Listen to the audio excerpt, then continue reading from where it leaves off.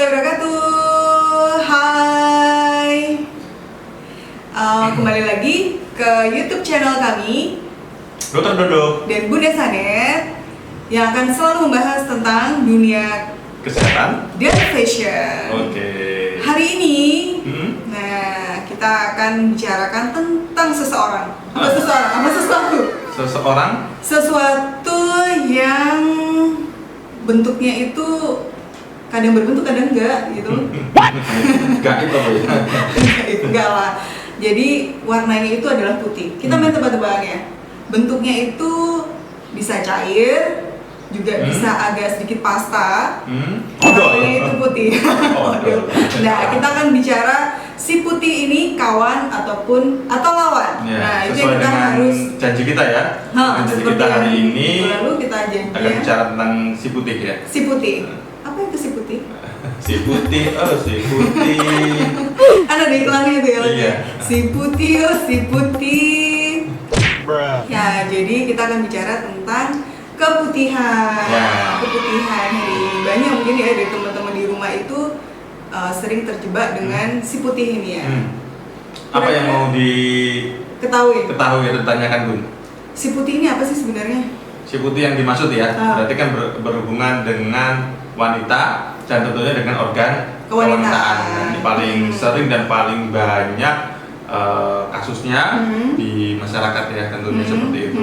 Jadi kalau misalnya kita di klinik atau di rumah sakit, tentu yang datang berkaitan dengan keluarnya cairan putih yang berlebihan ya, seperti itu. Nah, jadi kalau keputihan itu sebenarnya ada dua hal ya, keputihan yang sifatnya normal atau fisiologis atau dan keputihan yang sifatnya atau abnormal atau patologis. Jadi kalau ada normal, ada yang tidak normal.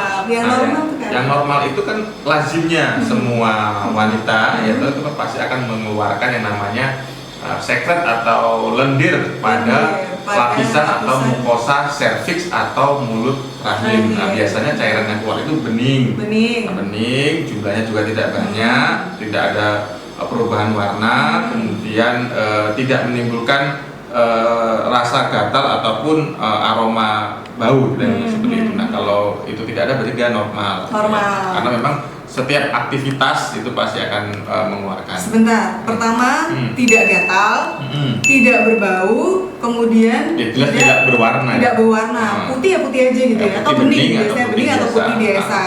Nah itu kalau cairan misfi yang normal. Kalau yang tidak normal sekarang, yang tidak normal, yang disebut dengan keputihan itu tadi apa? Meskipun judulnya keputihan, tapi tentu ada perubahan warna. Nah, misalnya berubah menjadi warna kuning atau berwarna kehijauan. Nah, di situ jumlahnya banyak berlebihan. Kemudian ya tadi mengakibatkan iritasi, gatal dan tentu ada aroma yang kurang sedap. Bau gitu seperti itu. Nah, itu yang abnormal yang membutuhkan pemeriksaan dan pengobatan lebih lanjut. Seperti itu. Ya. Terus biasanya penyebabnya itu apa sih ya? Penyebabnya dari keputihan itu sendiri apa? Ya sebenarnya tadi kan kita bicara normal dulu ya, berarti kan secara hormonal itu ada terus keluar. Hanya dibersihkan seperti biasa. Bisa mempengaruhi adanya keputihan ini. Ya, dan tentunya hormon-hormon kewanitaan ya, seperti itu. Akhirnya dan aktivitas sehari-hari, dia bisa mengakibatkan jumlahnya kadang banyak, kadang sedikit ya seperti itu. Nah kemudian kenapa dia kok berubah? Dari normal menjadi kok nggak normal ya? Karena misalnya keluarnya banyak, jumlahnya banyak. Nah, dan biasanya cairan keputihan itu ada yang keluar, ada yang tertahan di dalam saluran vagina bagian dalam. Biasanya tertahan di situ. Kemudian dengan tertahannya di situ, namanya lingkungan vagina itu kan banyak bakteri ya. Ada bakteri yang bagus, ada bakteri yang tidak baik juga ya seperti itu. Nah, bakteri-bakteri ini terakumulasi. Terus ada bakteri, kemudian karena ada penimbunan sekret di situ. Iya, ada sekret di situ, kemudian ada jamur, mulai dia berkembang menjadi sesuatu yang bermasalah. Nah, bakteri-bakteri koloni-koloni bakteri tadi dengan cairan vagina tadi yang tertahan tadi mengakibatkan cairannya berubah bentuk, berubah warna, kemudian menimbulkan bau, kemudian kalau dia keluar dia iritasi pada kulit kemaluan itu jadi gatal seperti itu. Nah itu perlu diperiksa dulu, kemudian nanti dicari pengobatannya ya seperti itu. Nah, sebenarnya efeknya apa sih keputihan ini terhadap kesehatan wanita?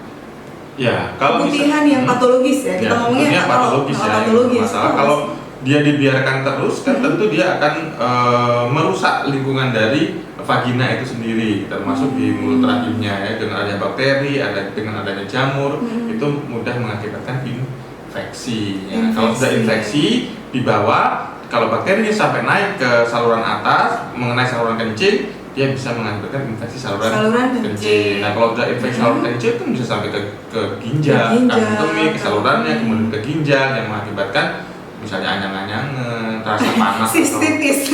Anyang-anyangan ini sistitis. Sorry ya bahasanya biar gampang lah gitu ya. Kalau anyang-anyangan, kemudian rasa panas waktu mengeluarkan air seninya seperti itu, mungkin ada demam juga. Nah, itu infeksi yang sudah sampai ke atas, terus ada rasa nyeri. Ada rasa nyeri. Nah, jadi biasanya kalau ada keluhan-keluhan seperti itu, kita tanyakan ada riwayat keputihan apa enggak.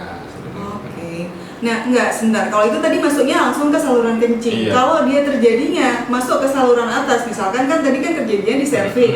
Nah, kalau biasanya kan di serviks nih ya.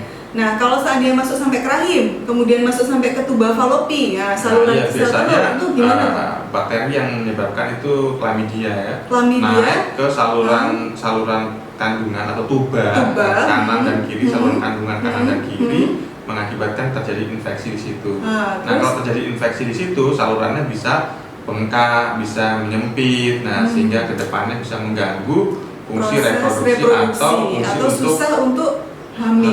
Ya. Nah, itu yang jadi kelihatannya sepele, tapi kalau dibiarkan bisa kemana-mana permasalahannya. Nah, ternyata dari si putih ini tadi banyak ya yang nyebabin kira-kira kedepannya itu menjadi tidak bagus ya.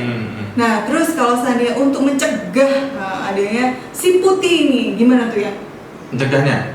Ya tentu simple ya, yang punya badan ya itu. Nah, kalau saya sih, kalau dulu waktu saya kuliah dan saya terapkan dalam kehidupan sehari-hari, yang pertama, ganti CD Anda, jangan sampai ada set A dan set B. Boleh-balik ya? Nggak boleh, itu kalau wanita. Tapi bukan dapatkan kaset dan CD-nya gitu. Terus ada set A, set B, dibolak-balik. Kayak gitu nggak boleh. Jadi kalau CD itu maksimal dipakai. Kalau CD itu saya pakai hanya sekitar 4-6 jam. Jadi kalau nggak boleh lebih dari itu. Jadi kemudian kalau apalagi kalau sudah basah, harus segera diganti. Harus segera diganti. Jadi biasanya kalau bunda aktivitas di luar nih ya, biasanya bunda bawa ganti CD, tetap ada serep CD diganti. Nah, terus kalau bisa panty liner, jangan mudah pakai panty liner juga gitu. Panty liner itu bagus kalau kita tahu gimana cara penggunaannya, tapi kalau enggak jangan gitu. Jadi kalau udah Kenapa? Karena kan itu kalau misalkan kadang kita udah rasa nyaman, terus kita lupa ganti. Panty liner itu boleh digunakan maksimal 3 jam. Mengakibatkan orang itu terlena gitu. Terlena, terjadi penumpukan bakteri di situ juga. Belum lagi yang memilih panty liner itu juga penting ya. Karena sesungguhnya vagina itu punya suasana atau lingkungan yang sudah disetting ya. Suasananya kan lingkungannya asam. Gitu. Asam untuk tujuannya untuk membunuh kalau ada bakteri-bakteri atau kuman yang akan mengganggu ya. Tapi dengan terlalu hygiene atau terlalu bersih, mungkin dengan panty liner yang barangkali pH-nya bisa berbeda, itu akan mengganggu suasana asam basah di dalam nanti bakteri yang seharusnya ada di situ menjadi kalah. Mati, adanya malah jamur. Ya, itu yang harus dihindari. Jadi maksimal 2-3 jam tuh harus ganti. Nah, itu kadang-kadang yang tidak diketahui kan ya. Udah enak gitu kan ya, makanya ada lupa sampai seharian gantinya kayak gitu. Nggak boleh. Kerja berjam-jam. Nah, kerja berjam-jam boleh duduk kan itu lembab sekali. Nah, itu nggak boleh gitu. Dari kamar mandi juga sama. Dari kamar mandi itu juga harus segera dikeringkan. Kalau ada handuk khusus, kalau nggak ada ya tisu, tapi pastikan tisunya nggak nempel. Karena juga harus ini ya, penggunaan toilet bersama ya, penggunaan toilet bersama atau toilet umum ya, entah itu di kantor, entah itu di ruang publik ya, seperti itu juga harus hati-hati ya. Jadi harus bawa perlengkapan sendiri lah. Minimal itu tisu basah yang mengandung antibakterial. Itu biasanya kalau bunda misalkan di area gitu, kita sering pergi ya, misalnya saya sama Restu kemana atau sama bunda sama ayah gitu, itu biasanya dibersihkan dulu. Tisu basah fungsinya buat bersihin. Misalkan toilet duduk tuh penting banget. Terus misalkan kayak ini loh, penggunaan ini juga kayak biasanya kan wanita pakai sabun-sabun gitu ya, sabun-sabun kewanitaan itu juga penting. pH-nya diperhatikan banget. Iya, dan sama kan prinsipnya ketika menggunakan media atau sarana atau alat yang tujuannya untuk membersihkan harus diperhatikan pH asam basa dari alat tersebut. Jadi tidak serta-merta terpancing dengan promosinya bahwa ini bisa mencegah atau membersihkan. Nah, maksudnya tujuannya baik membersihkan tapi malah terlalu bersih. Terlalu bersih akhirnya kalah. Ya, jadi sebenarnya bakteri di dalam misfi itu ada bakteri yang seluruh tubuh kita sebenarnya ya. Itu ada bakteri yang memang atau bakteri, saya ngomong virus ya. Kalau virus pasti jelek. Kalau bakteri itu ada yang bakteri anatomis apa? Anatomis ya, fisiologis sorry anatomis. Menjaga suatu lingkungan. Jadi benteng pertahanan. Kalau benteng pertahanannya dilemahkan ya sudah masuk semua yang lain yang harusnya tidak ada. Nah ini yang harus kita perhatikan. Terus dua lagi sebenarnya. Yang kedua, kita kan wanita kan pasti setiap bulan itu ada fase menstruasi. Nah fase menstruasi di sini itu kan pasti kita pakai pembalut ya. Itu juga sama, maksimal ganti itu 8 jam, nggak boleh lebih dari itu. Nah kalau dalam 8 jam itu belum sudah penuh ya, 6-8 jam itu sudah penuh, ya sebelum 6-8 jam ya ganti gitu. Kalau banyak ya segera diganti, kalau ke kamar mandi segera diganti, itu memang harus seperti itu. Jadi jangan sampai satu hari cuma satu kali ganti, itu bahaya tuh, bisa membuat penyakit-penyakit nanti ke depan. Nah itu ya. Terus biasanya kan pertanyaannya berkembang ya. Kalau misalnya namanya wanita itu kan punya periode-periode ya, mulai dari periode anak-anak, remaja, kemudian dewasa, kemudian sama lah kita ya, periode tua seperti itu. Nah, keputihan itu kan ada yang datang pada masa-masa reproduksi, ada juga yang datang pada masa-masa yang sudah non untuk reproduksi lagi, misalnya usia-usia di atas 45 atau 50 tahun atau usia-usia menopause. Nah ini juga perlu diwaspadai.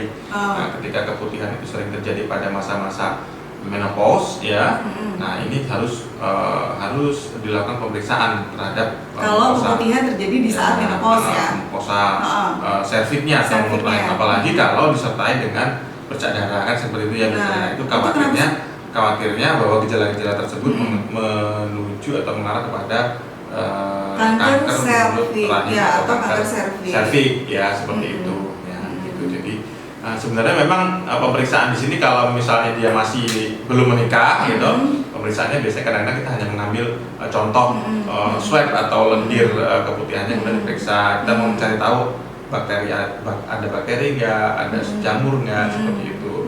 Nah kemudian kalau yang sudah pernah berhubungan atau sudah menikah atau sudah punya anak, biasanya disarankan untuk yang namanya tes pap smear ya. Atau kalau yang paling simpel dan sederhana yang ada di puskesmas atau di barangkali di posyandu di masyarakat adalah IVA test ya. IVA test itu dengan cairan asam asetat kemudian ditempelkan kepada mukosa rahimnya atau mukosa serviknya, kemudian dilihat ada perubahan warna nggak, seperti itu. Kalau misalnya ada perubahan warna, biasanya direkomendasikan untuk dibawa ke rumah sakit atau ke puskesmas atau ke tempat lain untuk di pap smear seperti itu.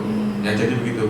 Jadi ternyata si putih ini bisa jadi kawan, bisa jadi lawan juga. Iya. Tergantung kita gimana treatmentnya ya ke dia ya. Kawan itu maksudnya memang ada di situ memang. Memang ada di situ dan lumrah. Pasti setiap wanita akan mengalami keputihan ya seperti itu. Maksud tadi siklus haid tadi kan, biasanya kalau wanita tuh mau menjelang haid terjadi keputihan, ya toh? Kemudian kan setelah haid sama ya. Terus kadang-kadang ini ada pertanyaan nih. Kemarin tuh sebenarnya waktu kita upload kayak gini, upload untuk pemberitahuan hari ini kita mau live itu banyak pertanyaan. Pertanyaan tuh begini. Kalau seandainya saya tuh kadang-kadang Bu gitu kan ya. Kadang-kadang Bu, itu kalau misalkan makan telur ya kan, makan amis-amisan, itu terus baunya jadi amis gitu. Tapi kalau enggak gitu, ya bau sekretnya tadi gitu. Kira-kira mempengaruhi bener nggak sih tuh gitu?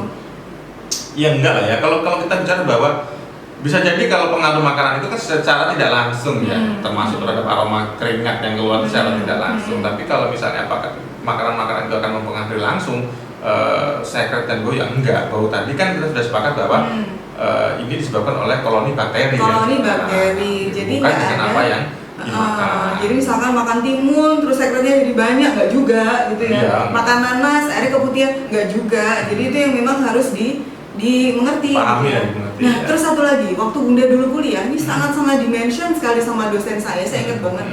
Nah jadi kalau misalnya maaf ya, ini mungkin buat orang yang sudah menikah ya, buat orang yang sudah menikah kemudian dia berhubungan suami istri, sebaiknya itu juga begitu selesai nggak langsung tidur gitu. Biasanya kan kadang kayak gitu. Apa cuci piring? Ngepel sekalian. Ya enggak lah ya kan. Ya maksudnya kalau seandainya seperti itu sebaiknya juga langsung dibersihkan. Nah jadi sebelum berhubungan, jadi ini tipsnya dari dosen saya itu karena dia juga membuktikan. Yang pertama pastikan kandung kemih ya, dan juga kandung yang lain. Maksudnya tempat pembuangan yang lain itu juga bersih. Nah, yang kedua, minum air putih yang banyak. Nah setelah minum air putih yang banyak, setelah melakukan itu langsung dibersihin. Jadi jangan langsung tidur gitu. Karena ternyata di situ kan juga ada ditakutkan namanya ini ya, cairan-cairan yang termasuk asing kan, walaupun itu kan ya nempel di situ, bakteri berkembang, akhirnya jadi masalah. Jadi tetap harus dibersihkan.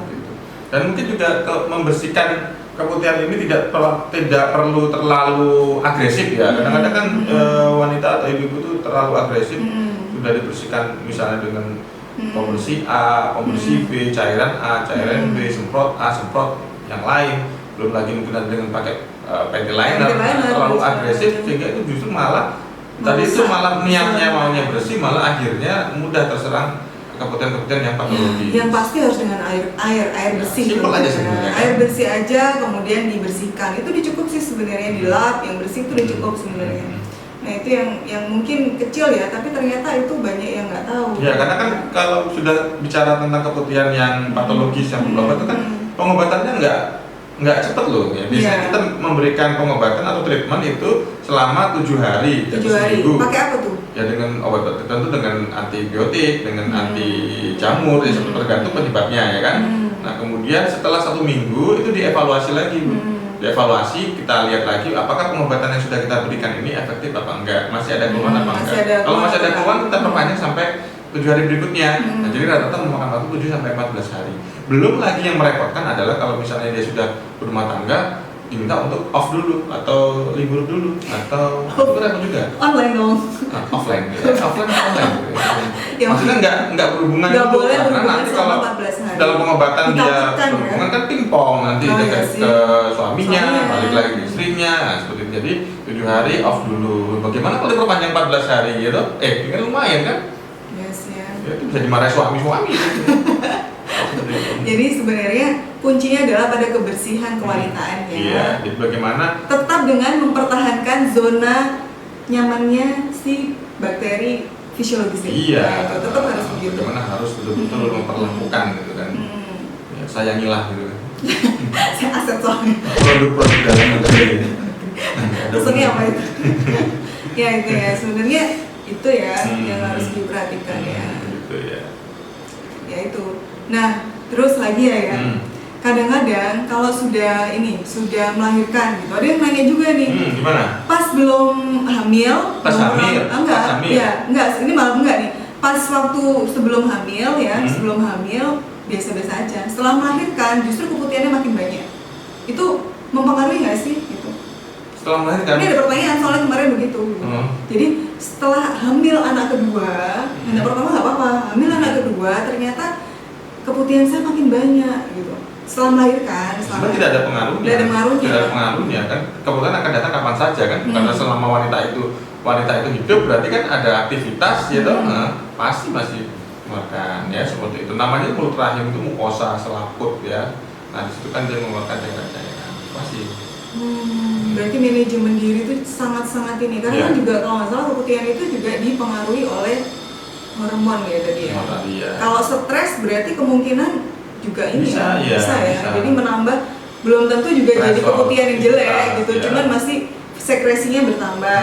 Orang hamil juga sama ya, orang hamil. Nah kalau orang hamil juga. Yang kemarin kita bicarakan ya, karena desekresi memang. Gak usah bingung. Jadi kalau beberapa ibu hamil juga menyampaikan ke kami bahwa dok ini keputihan. Kita paham bahwa keputihan yang dimaksud itu adalah lendir atau sekret dari mukosa atau rahim secara hormonal pasti akan hormonal kehamilan pasti akan mempengaruhi mulut rahim untuk mengeluarkan lendir yang lebih banyak supaya melindungi janin yang ada di dalamnya. Kan kita udah belajar itu ya. Melindungi janin, maksudnya bukan begitu.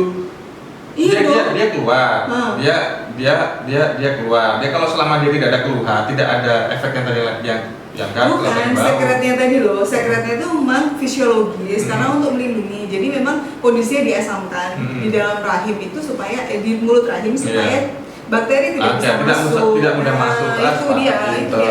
Gimana? Nah ini dia, kita menyapa teman-teman, terima kasih yang sudah bergabung tadi banyak sekali, termasuk tadi saya lihat ada Mas Fatir, Mbak Nur Umer, Dokter Dina, banyak sekali tadi Di ya. sini ada Mbak Lilis, Lilis ini teman SMP ya, Oh, SMP waktu SMP. di Balikpapan. Kemudian Mas Dwi Wawo Purnama ini teman SMA di Jogja.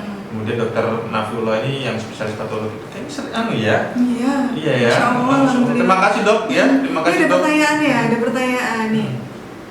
Penggunaan dari Nutriglas ini Indonesia, penggunaan IUD Pak Dok ngefek ke kuantitas keputihannya. Nah, ini ya, jadi salah bisa satu dijawab. namanya IUD itu adalah suatu benda asing. Ya. Namanya benda asing itu respon tubuh kan pasti ada, gitu.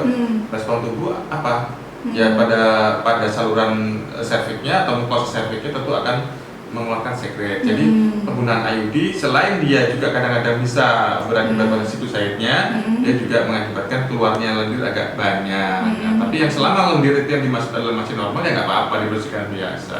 Oh, jadi itu respon yang sangat normal untuk sesuatu hal yang masuk asing dalam tubuh kita ya. Jadi dilanjutkan saja. Ini ada yang ingin bergabung, kita bisa coba. Bu Aritia. Oh, kamu ya? Oh ya. Sudah tadi ya, sudah kita bahas. Ya tadi ada yang ingin bergabung dengan kita. Oh ini. Assalamualaikum Ibu. Masih Anu? Oh ini ya. Waalaikumsalam warahmatullahi wabarakatuh. Iya. Bisa kami bantu Bu? Kenapa? Ada yang bisa kami bantu? Iya, mau langsung tanya, mau ngetik kayaknya saya harus sampai ininya dimasak. Oh silakan. Mohon silakan. Apa yang bisa kami bantu Bu? Iya, kemudian itu kalau sampai gatel banget, bahaya nggak sih? Ya. Keputihan itu kalau ada lagi Bu pertanyaannya? Sebenarnya ada, cuman ini agak menyimpang dari tema pagi ini. Mungkin kita bahas itu. Oh. Saya dulu pasiennya dokter. Oh gitu Oh, ya. Tempat disteril sekitar tahun 2017. Iya. Oh, siap. Terus kadang-kadang bekas jahitan agak sakit, perlu kontrol kan? Jahitan di mana ini Bu? Bekas operasinya, SC bekas ya? operasinya. Ya. Oke. Di SC 3 kali ya.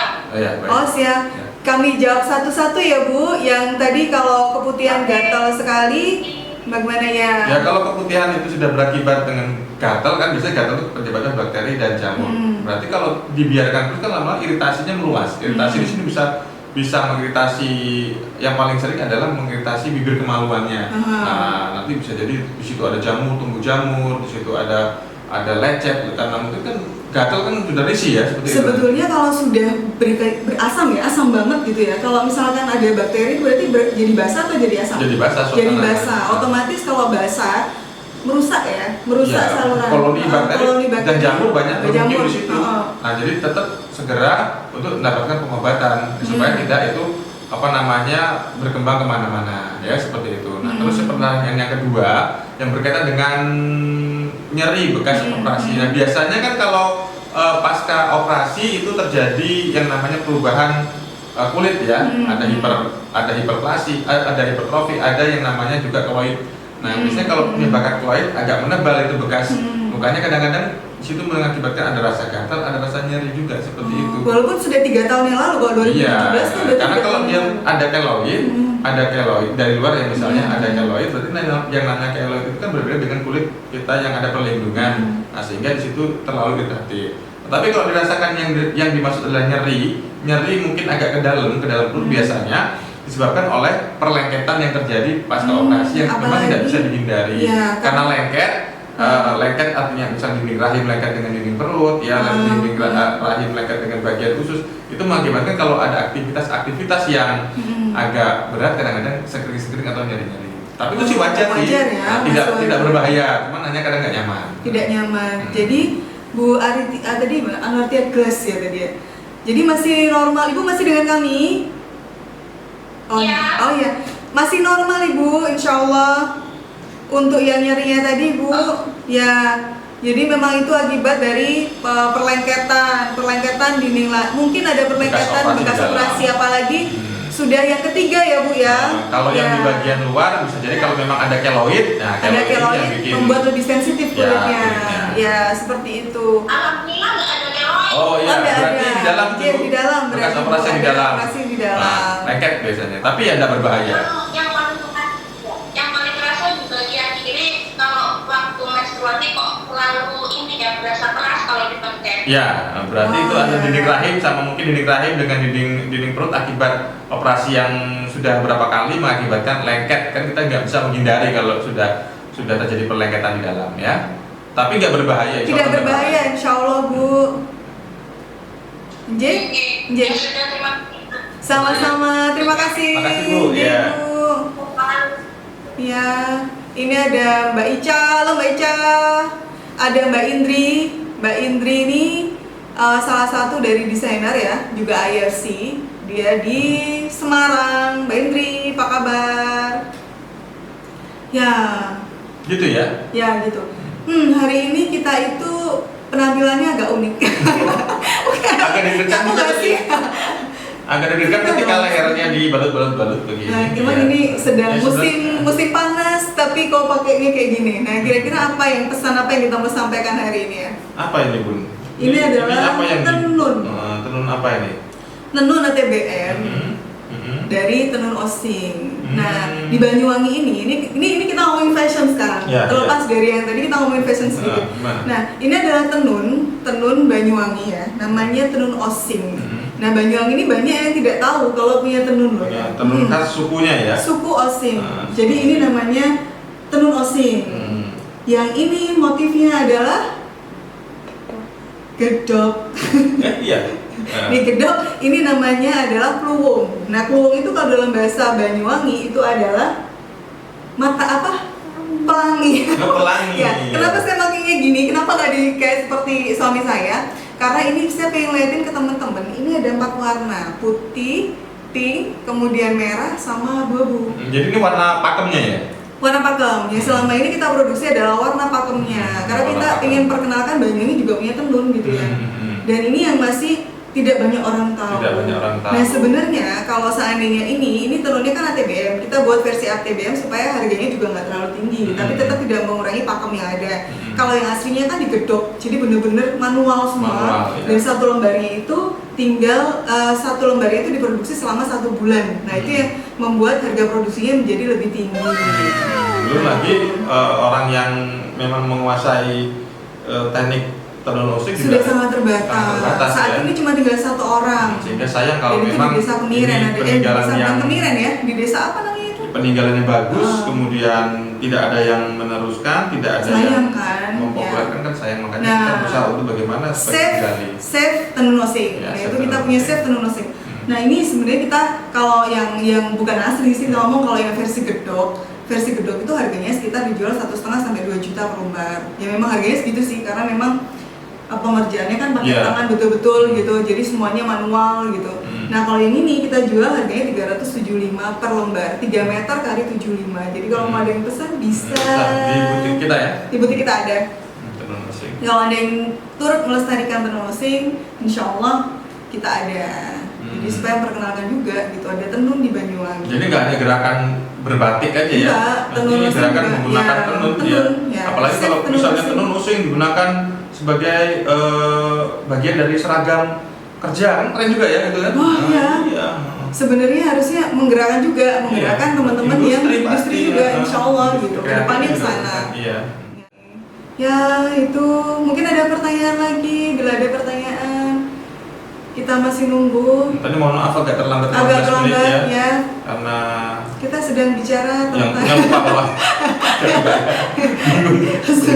karena pagi-pagi biasa lah rumah tangga itu kalau pagi-pagi kan sibuknya Oh luar ya, biasa. kita ini bikin channel kayak gini bukan untuk apa sih sebenarnya. Saya sendiri juga punya kesibukan, suami saya juga punya kesibukan. Saya hanya ingin berbagi, murni berbagi saja supaya teman-teman juga punya sesuatu yang bisa didapatkan, atau Iya. dimanfaatkan di sini. Iya. Gitu.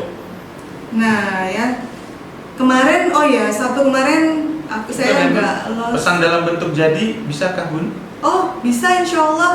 Bisa Ibu, bisa insya Allah kita bisa buatkan. Insya Allah bisa sesuai dengan pesanan bisa, karena sebetulnya kami di Sanet ini Sanet Butik ada tiga brand sebetulnya. Ada Sanet, Black Label, dan Tenun Nosing. Nah, kalau Sanet ini memang melayani untuk custom design. Custom design itu ya dibuatkan sesuai dengan karakter, kemudian kesukaan dan apa fungsi yang diinginkan oleh pemesan. Tapi kalau Black Label memang kami buat baju jadi kami tidak dalam bentuk pesanan. Ready to wear. Oh ya, tergantung Ibu. Ini Bu Aritia ya, Bu Aritia Rehan. Tergantung Ibu. Di butik kami ada juga yang sudah jadi kok, monggo. Tapi kalau di butik itu biasanya sudah sizing ya, sudah ada ukuran M, L gitu. Tapi kalau seandainya habisnya berapa, nah ini tergantung. Karena kan tanya tenunnya nih ya. Kalau sudah jadi baju, habisnya berapa? Tergantung kebutuhan kain. Karena kan kainnya ini 3 meter kali 75. Otomatis kalau misalkan tenun yang seperti ini hasilnya pasti akan berbeda ketika Ibu minta tenun yang warnanya seperti ini atau satu lagi yang solid ya. Oleh-oleh. Jadi tergantung kebutuhan kainnya. Untuk kemudian bikin baju. Ya, seperti itu. Bisa monggo kalau mau dilihat di butik kami ada di Jalan Kepiting nomor 15 Banyuwangi. Nomor 5 Banyuwangi.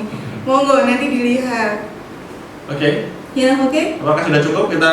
Sudah cukup dulu ya. Pagi ini. Mudah-mudahan yang kami sampaikan bermanfaat. Dimaklumi ya kalau seandainya kami kadang, kemarin nggak live hari Sabtu, soalnya saya ada pemotretan di Malang dengan teman-teman AFC.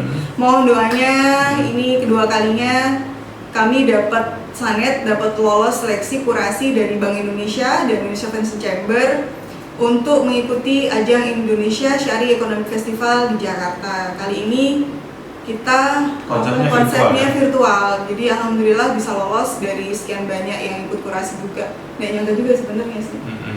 Karena sekitar yang ikut kurasi itu cerita sama Bunda itu sekitar 2000-an dan cuma diambil 176 awalnya. Dari 2000 pendaftar seluruh Indonesia. Seluruh Indonesia diambil 176 desainer.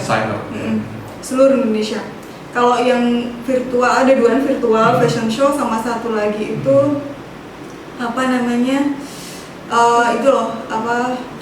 trade show ya, exhibition. Jadi ada kayak gitu. Kalau dari Banyuwangi yang diterima? Oh, alhamdulillah. Banyuwangi tahun lalu, alhamdulillah saya. Tahun ini satu lagi nambah lagi Mas Isyam Samsi. Selamat ya. Selamat Mas Isyam. Semoga kedepannya bisa Semoga bisa bermanfaat desain-desainnya. Jadi dari 2000 tadi diambil sekitar 350 untuk ikut exhibitionnya, jadi pamerannya. Nah itu kemudian yang diambil lagi 172 awalnya, sekarang jadi 192 desainer untuk ikut virtual fashion show. Mohon doanya ya. Alhamdulillah dari Banyuwangi ada wakilnya. Ya, Banyuwangi ada wakilnya 2 dan ini pembiayaannya semuanya kecuali baju ya, kecuali baju semua dari fashion show-nya, kemudian dari exhibition-nya dibiayai oleh Bank Indonesia. Minta doanya. Oke. Cukup ya. Semoga bermanfaat. Kalau ada salah kata ataupun mohon maaf. Sekian. Oh ya, jangan lupa subscribe, share, like, dan komen YouTube channel kami www.youtube.com/user/sabinta. Oke. Ya, terima kasih. Sekian. Assalamualaikum warahmatullahi wabarakatuh. Dadah.